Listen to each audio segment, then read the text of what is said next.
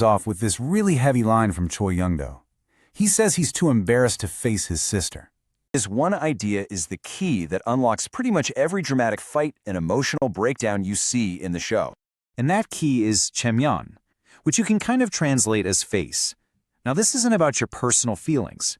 It's all about your public reputation, your honor, and how everyone else sees you. In the world of the Heirs, protecting your cheomyeon is everything. Losing it? That's a fate worse than death. Okay, Korean idea of losing face, a total public humiliation that just shatters your social standing. And that is what the characters in the Heirs are absolutely terrified of. Can't even look his own family in the eye. He's feeling this deep social shame. And this is the word he uses, Jjok-pal-ri-da.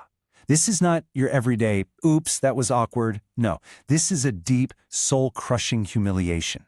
It's that feeling of having your social mask ripped off in front of everybody, exposing you for who you really are. And this visual just captures it perfectly.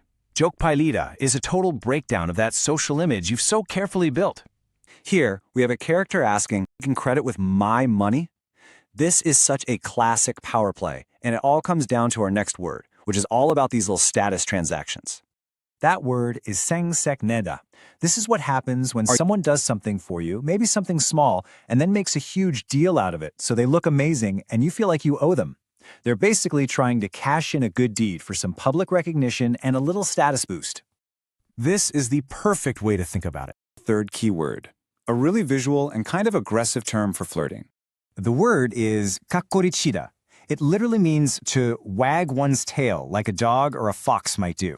It's used when someone's trying to charm or seduce another person, but it's almost always got this negative vibe, like they're being sly or manipulative, or just a little bit sneaky. Oh, we've got the vocabulary down. Now, let's look at the grammar. This whole act of pretending, of putting on a front, it happens so often in this drama that there's a specific grammar pattern just for it. That pattern is Jjok-pal-ri-da, and it's actually a pretty simple two-step process. First, you have the reality, what's actually true, and then you have the mask, the action you perform to hide that reality. Once you know this, you'll see it everywhere. Characters pretending to be okay, pretending not to care, pretending to be strong, all the time. And this is the perfect way to picture it. On the outside, they're projecting this image of being totally cool and in control. But behind that mask is the messy, complicated truth. This grammar is literally the language of wearing that mask. If you're worried that a bad thing might happen, then you do a specific action to try and stop it. It's the language of being careful, and it's driven by anxiety. I was worried you'd be embarrassed, so I told you. I was worried I'd fail, so I studied harder.